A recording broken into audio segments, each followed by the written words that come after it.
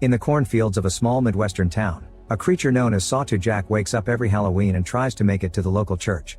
The locals know they must stop him if they don't want a disaster to happen, so they have a traditional ritual they repeat every year called the Run. All the town's teenage boys must go after Sawtooth Jack and kill him before midnight, then everyone gets to eat the candy hiding in his body among the organs. Whoever kills Sawtooth Jack is considered a hero and wins a house for his family, $25,000, a car, and permission to leave town, which usually is forbidden. They also think it blesses the harvest. Girls aren't allowed to join the run, and each family can only send one son. In 1962, a group of masked boys go out to hunt for the monster. One of them is standing alone on the road, very scared and unsure of how to proceed. Suddenly Sawtooth Jack appears behind him and the boy screams as he gets killed. Moments later, the boys find the burning body of their friend and see Sawtooth Jack standing in the middle of the cornfield. A furious Jim immediately starts chasing after him, and when the monster is about to reach the church, Jim catches up to him and beats him up to death. Then he grabs some candy from Jack's body, and after the others do the same, they howl and celebrate Jim's victory. Afterward, the Harvesters Guild throws a Halloween party to celebrate another successful run, and Jim is given all his prizes. His younger brother Richie asks him to take him with him, but Jim just offers a hug and an "I love you" before leaving town in his brand new car. A year later, Sheriff Jerry shows up at the school 5 days before Halloween to remind the teens how important the run is, showing pictures of the year they didn't kill Sawtooth Jack and the black duster destroyed their crops. Jim is often brought up as an example of a hero, which irritates Richie, who wants to join the run and can't because of the rules. Riley makes fun of him for wanting to volunteer when the others actually have no choice in the matter. Some of the teens think that Sawtooth Jack isn't real and is just an adult in costume, but Bud swears he saw him outside his window when he was a kid. Riley makes fun of him too, and this triggers a fight, but the adults quickly break it up. After class is over, Riley tries to follow Richie down the street to finish the fight, so Richie hides inside a movie theater. There he meets Kelly, who is new in town. They chat a bit and hit it off, but when Richie asks her to the Halloween dance, she explains she isn't allowed to go because she's black. Richie promises that he'll change that rule when he wins this year's run. Then he meets with his best friends Bud and Mitch, who heard some nasty rumors about Kelly, but Richie doesn't believe them. His friends also convince him that he's faster than his brother, so he should break the rules and join the run anyway. In the evening, Richie goes home and his parents Dan and Donna hand him a postcard from Jim, who they haven't seen since he won the run. Richie informs his parents that he'll join the run regardless of the rules, and an argument ensues during which Dan slaps his own son. This only makes Richie angrier and he tells his parents they can't stop him. He runs to his room and escapes through the window to meet with Jim's ex and spend the night smoking. Meanwhile, in the cornfields, the farmer approaches an empty scarecrow stand and proceeds to carve a pumpkin. Then he climbs the stand, which isn't empty anymore. Now Sawtooth Jack is there wearing the pumpkin as a head. The next day, Riley finds Richie and starts beating him up before stealing his belt. This is a beloved memory of Jim because the brothers used to wear matching belts, so a furious Richie tries to defend himself with a knife. However, Riley just beats him up again and leaves. Richie decides to go home and finds a letter from his brother in the mail. Jim apologizes for not contacting the family sooner and asks Richie not to join the run because their parents need him. Tired of being treated like a baby, Richie decides to steal a car and get out of town. However, as soon as he reaches the open road and crosses the bridge, Jerry blocks his way. Richie tries to run away, but he barely gets to leave the car when Jerry knocks him out. That night, all the parents lock up their kids in their room so they can't run and hide to avoid joining the run. The boys hit the doors and the walls in desperation and ask for food or a bathroom break, but their pleas are ignored. They must spend 3 days like that. It's a method to drive them crazy and make them hungry for the run. When Halloween night finally arrives, the farmer fills up Sawtooth Jack with candy and cuts his rope so he's ready to go. In town, all the teenage boys are finally released so they can take the streets and start the run. Richie wakes up in his bedroom and finds Dan telling him about a good job offer for his future, but Richie only wants the run. Both Dan and Donna try to stop him from leaving, but their pleas fall on deaf ears and Richie leaves the house. Meanwhile, Bud, Charlie, and Mitch take a truck to do the run with an advantage. Some boys accuse them of cheating, but Mitch quickly intimidates them until they go away. At that moment, Richie finally joins them, but before they can leave, the mean group comes back and starts damaging the truck. Once again, Mitch keeps them at bay and Richie distracts them with some food. Then the boys finally drive away. On their way out of town, they put on some masks and notice that the butcher is keeping hungry boys away by standing guard with a weapon in hand. Other boys also throw things at the truck for seeing it as cheating. When they reach the cornfields, most of the group is excited, but Bud is terrified because he still remembers the day he saw Sawtooth Jack outside his window. Unlike his friends, he doesn't want to do this. Suddenly, the truck hits something on the road and Mitch has to stop it to avoid crashing. The truck won't start, so they get out and take a look only to find the road empty. Then they notice there's candy near the cornfield and rush to start eating it, thinking the truck had hit Sawtooth Jack and they've already killed him. However, a noise makes them turn and they discover Sawtooth Jack is actually waiting in the middle of the field. The boys run towards him, but just in a matter of seconds, the monster kills Charlie and Bud. When Mitch tries to look for the bodies, he gets killed as well. Afterward, Sawtooth Jack stares at Richie and roars at him, causing the boy to start running away. He doesn't stop until he finds the empty stand and is shocked to find Kelly there, who is breaking the rules just like him. To Richie's surprise, they also see Bud running by. It turns out he had only been pretending to be dead to get out of this, and he rushes back to town.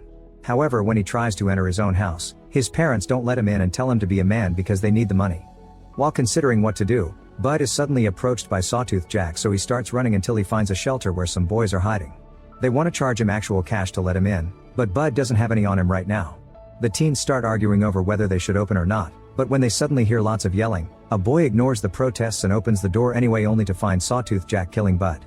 On a window nearby, a little child screams as he sees Sawtooth Jack enter the shelter and kill all the teens, causing a shower of blood to come out of the door. Back to Richie and Kelly, they agree to work together, but they'll need better weapons. They return to town and sneak into Jerry's house to steal a gun and some beer. While they're there, Richie is shocked to see his dad looking scared and knocking desperately at Jerry's door, but he leaves when nobody answers. While Dan looks for Jerry in a neighbor's house, Richie and Kelly steal the police car as well. By the time Jerry comes out to yell at Dan, the kids are driving off and he only gets to shoot a window. Richie and Kelly hear a report on the car's radio about the monster being seen downtown, so they head there. On the main street, chaos has taken over as the teens break into stores to steal all the food they can find. The butcher tries to defend his business and even kills a few boys, but they overpower him and beat him to death before stealing his meat as well. Richie and Kelly are horrified by what they see, but before they can leave, they're found by Riley, who makes fun of Kelly for being a girl in the run and uses a slur to refer to her skin. Riley's gang buddy grabs Kelly, but Richie finally is angry enough to stand up for himself and beats both dudes down before threatening them with the gun. Kelly takes the chance to hit them with her club too, and before they leave, Richie takes back his belt. Meanwhile, the rest of the boys are starting to really lose it and even kill each other. Soon Sawtooth Jack finds a trio wandering alone and attacks again. Not far from there, Richie tells Kelly of the bad rumors he's heard about her and that he doesn't believe them, but Kelly confirms he did burn down an old guy's barn because he was a racist prick. Richie shares that he misses his brother and they haven't heard from him except for the occasional postcard, and Kelly confesses her parents are dead. Their conversation is interrupted when they hear another report on the radio. Apparently Sawtooth Jack was seen on Oak Street. The duo leaves in that direction without knowing the report is fake and Jerry is setting up a trap. Once they reach Oak Street, they find a statue covered with blood before Sawtooth Jack appears in front of them. Richie rushes to confront the monster, but he freezes when he notices Jack is wearing his brother's belt. Kelly cuts in to hit the creature with her club, but Sawtooth Jack hits her back and disappears while Richie checks on her. At that moment, a neighbor comes out and makes them leave by threatening to shoot. The duo makes it back to the car and are found by Jerry, who points his gun at Richie through the window. He insults Kelly's parents and reveals he killed them when they tried to leave the town. Furious, Kelly starts hitting him and causes him to shoot his gun. The shot ends up grazing the side of her head. Richie immediately pushes Jerry away and the duo leaves the car to escape. In the meantime, Sawtooth Jack goes to Jim's old house and sees all the messages on the wall from the 3 days Jim had been locked down in his room before the run. Screeching at the sight, the monster burns the whole building down. Not far from there, Dan meets with Jerry and tells him he can't do this. However, Jerry yells at him, explaining that the year they didn't do the ritual, he lost a beloved relative, so this town needs to be brave and do what it needs to be done.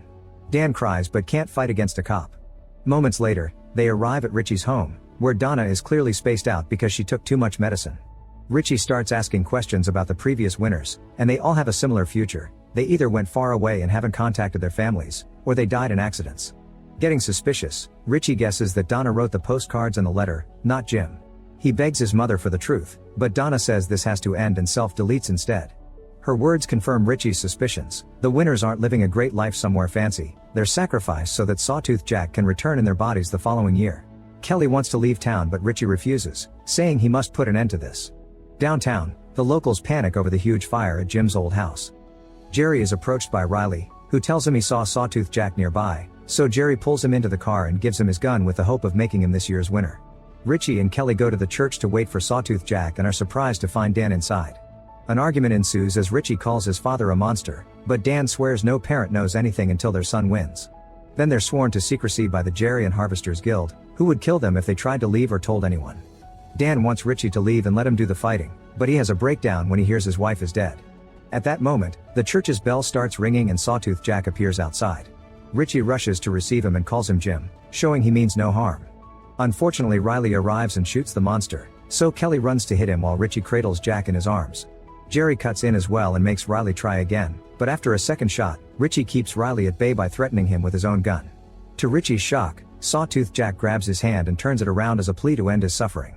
Wanting this to end too, Richie apologizes to his brother and pulls the trigger.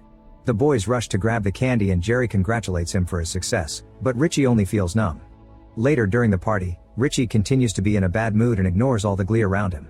However, when he sees Kelly arrive, he dances with her and kisses her, not caring about all the bigots judging them for being an interracial couple. Kelly secretly gives him a gun and they agree to run away together later.